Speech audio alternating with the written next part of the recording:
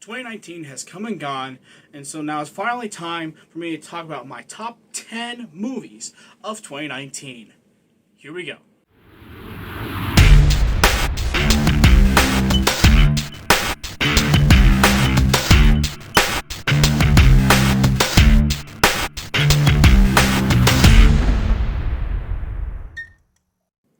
2019 was a fantastic year for film. I mean, I went and saw 37 different films this year, and every one of them I could find some enjoyment in them. So 2019 was a fantastic year. I narrowed it down to 10 films for me for a top 10. It was really difficult this year. So I'm just really happy. It was a struggle for me to come up with a top 10 list because this year was so much fun. But before we begin my top 10 list, I'm going to give 10 honorable mentions, and those begin with Stan and Ollie, Frozen 2, Us, Shazam, Spider-Man, Far From Home, Marriage Story, John Wick Chapter 3, Parabellum, The Lighthouse, How to Train Your Dragon, The Hidden World, and Ready or Not. These are all great films for their own little reasons, and I believe that each one of these films definitely deserve a top 10 spot. That's why I give them honorable mention, but I thought I'd get them out of the way. That way their voice can be heard. Every one of those films, if you do want to hear my thoughts about it, just let me know in the comment section if you want me to hear thoughts on those specific films. But enough said, here we go. Top 10 time.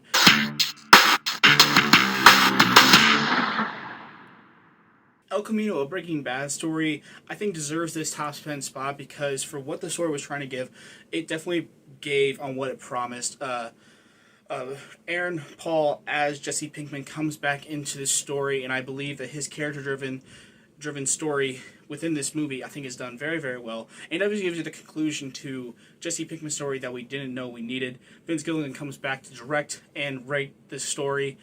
And I think he does a wonderful job. So El Camino definitely deserves my number 10 spot.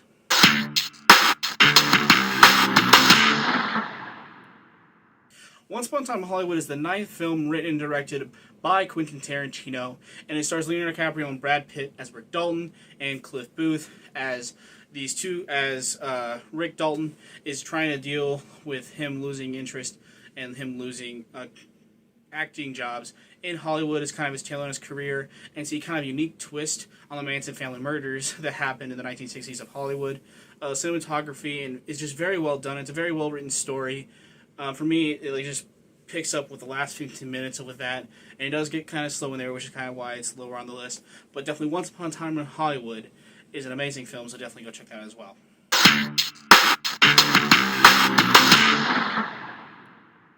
Toy Story 4 is the fourth chapter in the Toy Story series, and it's the film that no one asked for, and I was very skeptical about this film, and when it came out, it definitely exceeded my expectations of what I thought this film was going to bring, and I thought it did a wonderful job of exploring Woody's character and how he had to go on without Andy, and I believe the additions of Duke Kaboom and Bunny and Duck and as well as Forky, I think this film just definitely builds on that family dynamic and the toys dynamic altogether.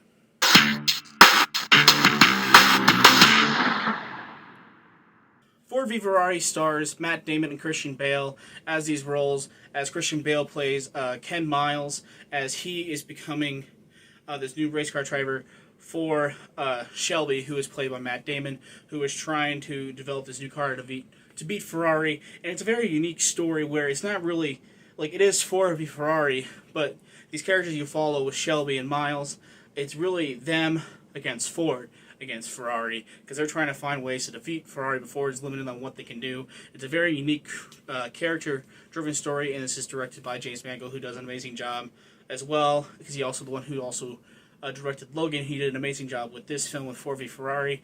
The racing sequences, it makes you feel like you're in the car with them, and it was a very awesome time in the theaters.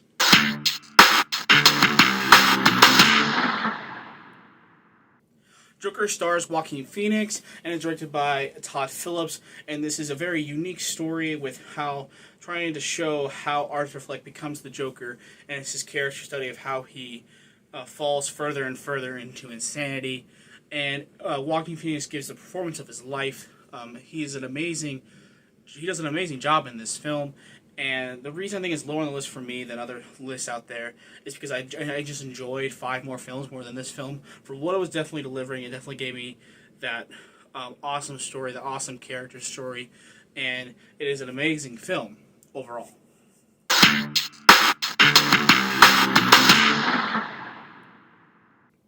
The Irishman is the new Martin Scorsese film that stars Robert De Niro, as well as Al Pacino and Joe Pesci. And this film definitely, it shows the story of this Irishman who gets involved with a gang, and he's the guy who's the hitman for all these people to hire, as well as that stuff like that.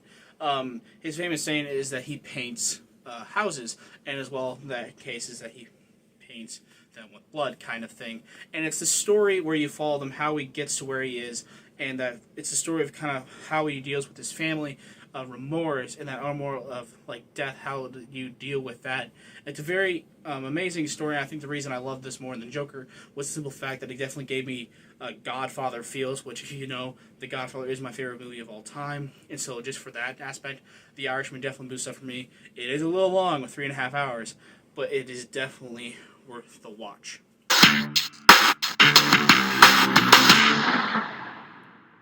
Knives Out is the new whodunit in this film industry, and it's directed and written by Rian Johnson, who does an amazing job with this film.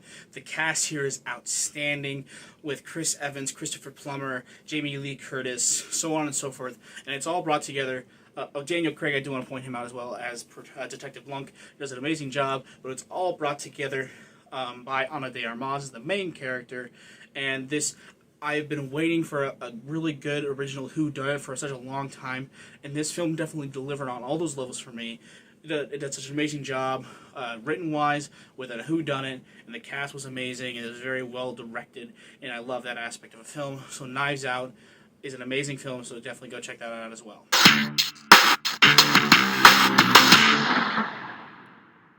Parasite is this film that my buddy Wesley told me to go see for day in and day out until I went down to Atlanta to go see him, and he actually took me to this movie.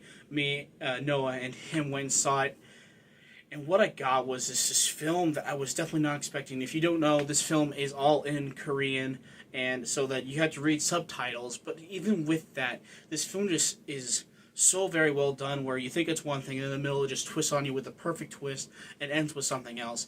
And so if you're really bad with subtitles, I still really suggest this film. Like, the reason I think it bumped down for me is that I'm not used to reading subtitles, and I believe if I watch this movie again, it would somehow get better. And so definitely Parasite comes in and definitely deserves a top 3 spot.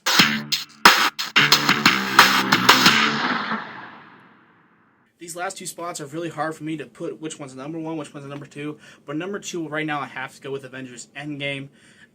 This film was just everything I was excited for. This film was my most anticipated of the year. It delivered on all the levels I was looking for it, and it was definitely this film that it wrapped up these 11 years of the MCU, which the MCU is my favorite franchise out there, and it delivered on so many different levels, and it left me crying like a little baby. And Avengers Endgame, just as a whole, it definitely helped close this chapter of these amazing characters, and I will thoroughly always remember this film.